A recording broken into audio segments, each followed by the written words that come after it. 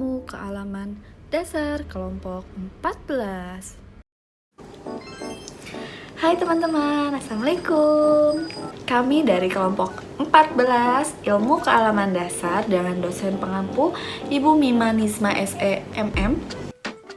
Perkenalkan, nama saya Amelia Friska, NPM 202214500267. Dan di sini saya juga tidak sendiri. Di sini saya bersama rekan saya yaitu Assalamualaikum warahmatullahi wabarakatuh. Perkenalkan, nama saya Sahrul Paujan, NPM 202214502165 dari kelas S2C mata kuliah Ilmu Kealaman Dasar, Prodi Pendidikan Ekonomi. Pada kesempatan kali ini, kami dari kelompok 14 akan menjelaskan materi tentang isu lingkungan global, isu lingkungan nasional, dan isu lingkungan lokal. Oke, yang pertama adalah isu lingkungan global. Merupakan permasalahan lingkungan dan dampak yang ditimbulkan berpengaruh luas dan serius bagi dunia. Isu lingkungan global yang kita hadapi saat ini diantaranya: yang pertama, pencemaran lingkungan hidup atau polusi. Yang kedua, pemanasan global. Dan yang ketiga, penipisan lapisan ozon. Yang akan kita bahas mengenai isu lingkungan global, pertama adalah pencemaran lingkungan hidup atau polusi. Pencemaran lingkungan hidup atau polusi adalah masuk atau dimasukkannya makhluk hidup, zat energi, dan atau komponen lain ke dalam lingkungan, atau berubahnya tatanan lingkungan oleh kegiatan manusia atau oleh proses alam, sehingga kualitas lingkungan turun, yang menyebabkan tidak berfungsi sesuai dengan peruntukannya. Oke teman-teman, mari kita lanjut. Yang kedua, ada pemanasan global. Langsung aja ya kita simak video berikut ini. Apa sih pemanasan global itu? Apakah nampak seperti bumi yang dibakar atau seperti bumi yang sedang direbus? Tentunya bukan seperti itu.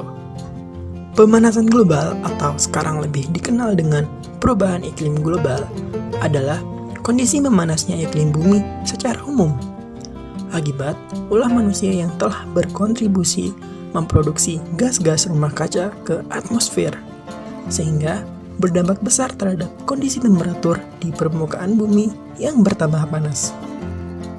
Pemanasan global disebabkan oleh jumlah konsumsi bahan bakar kendaraan, hasil pembakaran industri, penggunaan CFC seperti AC, kulkas, dan botol aerosol, pembakaran hutan, dan gas metana yang berasal dari kotoran ternak dan mikroba di rawa-rawa.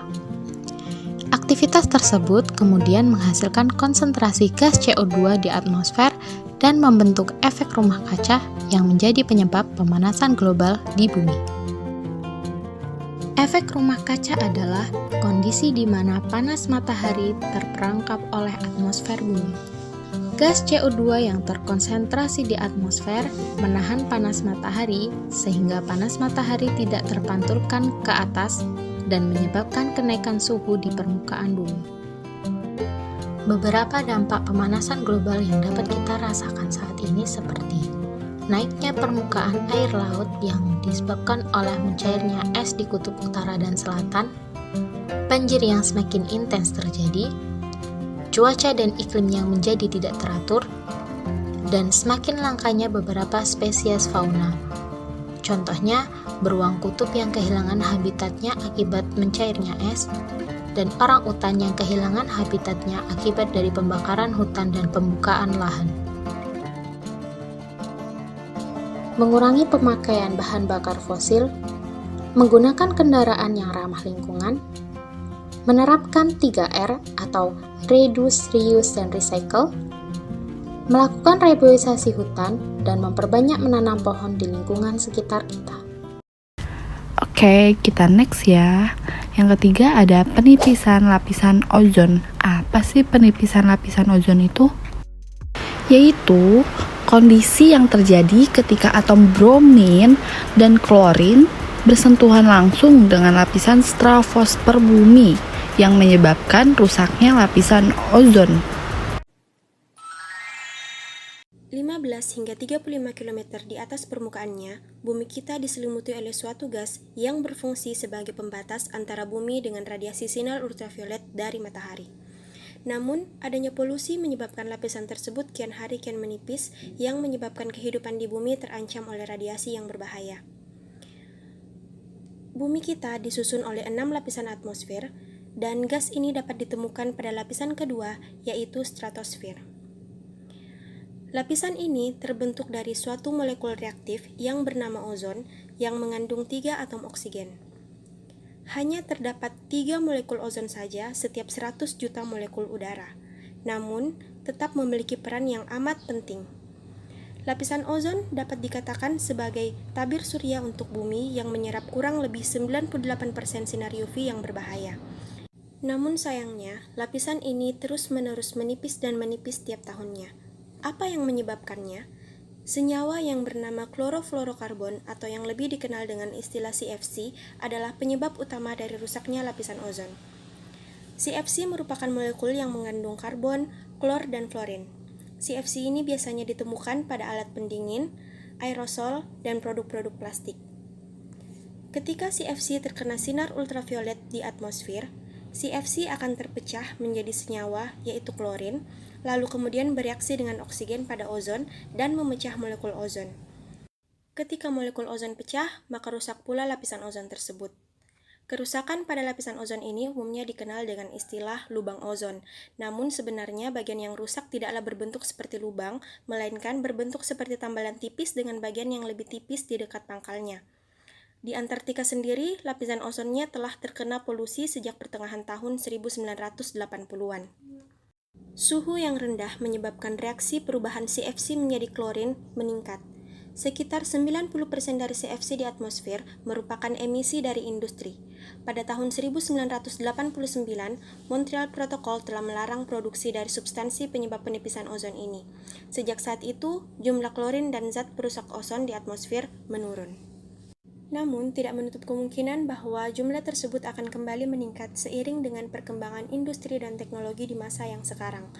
Untuk itu, diperlukan kesadaran kita untuk menggunakan produk berbahan dasar CFC secara bijak, sehingga lapisan ozon kita tetap terjaga dan tidak mengalami kerusakan di masa yang akan datang. Isu lingkungan nasional. Isu lingkungan nasional merupakan permasalahan dan dampak yang ditimbulkan dalam skala nasional. Di negara Indonesia, banyak terjadi perusakan lingkungan yang mengakibatkan tidak seimbangnya ekosistem di alam. Menurut tim IATMIKU dan tim MUP 2012.2.155, ada berapa lingkungan nasional diantaranya? 1. Banjir, 2. Kerusakan hutan, 3. Sampah. 1. Banjir. Banjir adalah peristiwa atau keadaan di mana terendamnya suatu daerah atau daratan karena volume air yang meningkat. Banjir bandang adalah banjir yang datang secara tiba-tiba dengan debit air yang besar yang disebabkan terbendungnya aliran sungai pada alur sungai. 2. Kerusakan hutan. Kerusakan hutan adalah berkurangnya luasan areal hutan karena kerusakan ekosistem. Hutan yang sering disebut degradasi hutan ditambah juga penggundulan dan alih fungsi lahan hutan atau istilahnya deforestasi. 3. Sampah. Sampah adalah sisa kegiatan sehari-hari manusia atau proses alam yang terbentuk padat atau semi padat berupa zat organik atau anorganik, bersifat dapat terurai atau tidak dapat terurai yang dianggap sudah tidak berguna lagi dan dibuang ke lingkungan.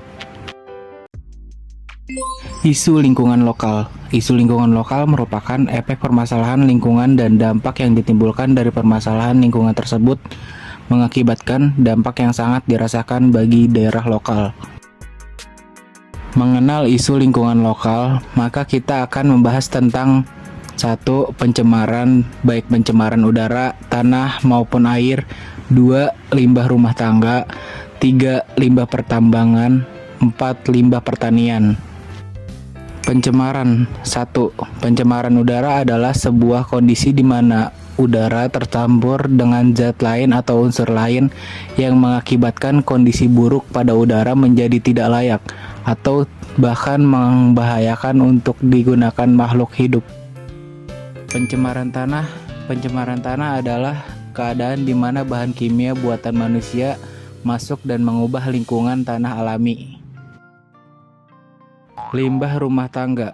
Limbah yang disebut juga dengan limbah domestik ini berasal dari kegiatan rumah tangga seperti memasak, mencuci. Limbah tersebut akan terserap dan mencemari tanah. 3. Limbah pertambangan. Kegiatan pertambangan dapat menjadi penyebab udara tercemar karena menghasilkan banjir lumpur atau limbah logam. Tanah yang tercemar oleh limbah pertambangan akan membuat tanaman yang hidup sekitarnya mati. Limbah pertanian. Penggunaan pestisida dan pupuk kimia yang berlebih dapat menyebabkan tanah tercemar. Pestisida dan pupuk tersebut akan terserap ke dalam tanah sehingga membuat tanah menjadi tidak subur. Berikut dokumentasi tentang kerusakan lingkungan.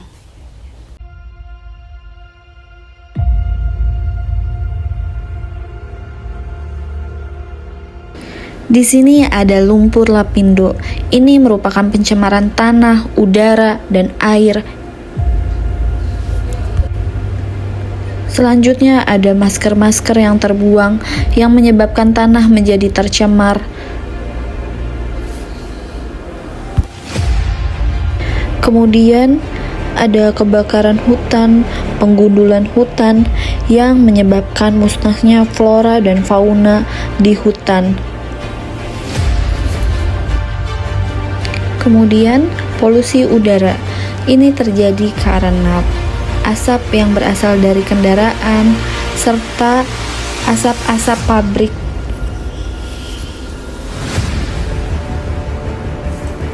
Kini, saatnya berubah. Salah satunya dengan reboisasi, yaitu penanaman kembali hutan yang gundul.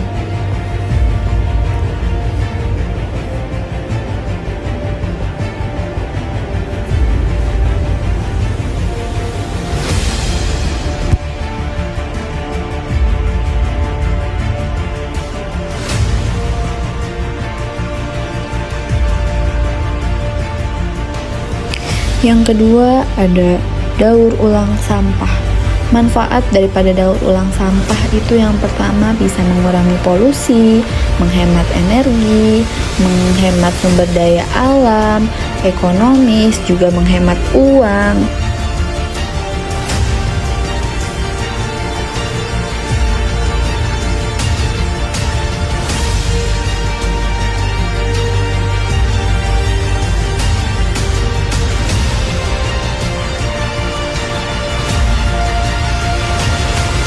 Mari bersama-sama kita jaga bumi.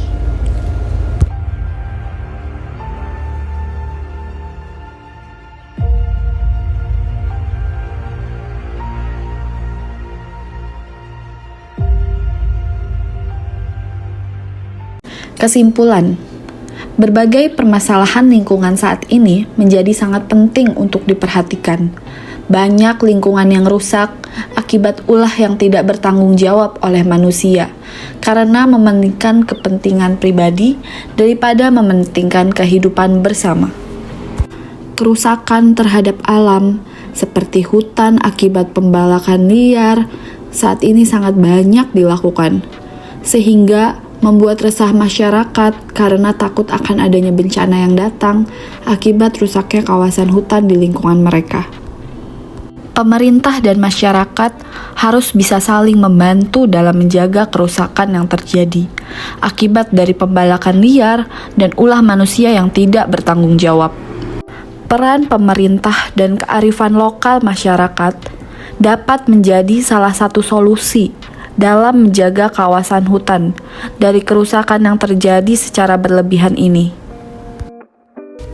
Kemudian saran untuk masyarakat dihimbau agar lebih sadar dan memahami akan pentingnya menjaga lingkungan hidup.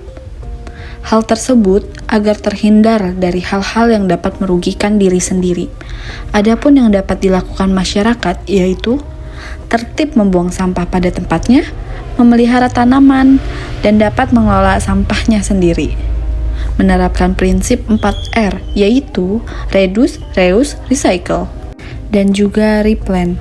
Kemudian ada reboisasi, bioremediasi, rehabilitasi lahan, dan reklamasi pantai. Sekian penjelasan dari kami. Semoga bermanfaat untuk teman-teman. Thanks for watching. Jangan lupa subscribe ya.